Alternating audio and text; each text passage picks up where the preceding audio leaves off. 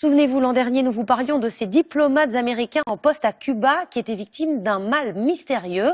Maux de tête, acouphènes, troubles de l'oreille et du sommeil. Ces symptômes laissaient perplexes. Eh bien, il semble que des scientifiques américains aient trouvé leur cause. Ils parlent d'une attaque ciblée au micro-ondes. Explication Lilia Melconian.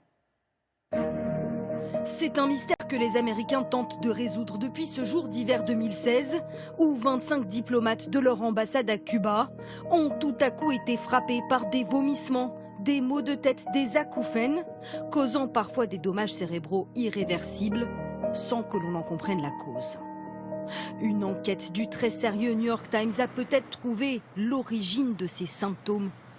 Il s'agirait, selon plusieurs spécialistes, d'attaques causées par des faisceaux comparables à ceux émis par des fours à micro-ondes.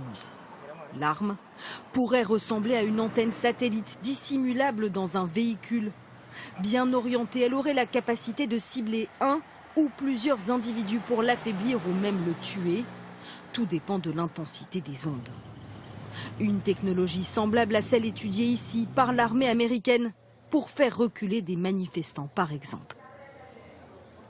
Ce système permet d'envoyer des ondes sur la cible. L'effet est immédiat, une sensation de chaleur insupportable qui pousse les cibles à fuir.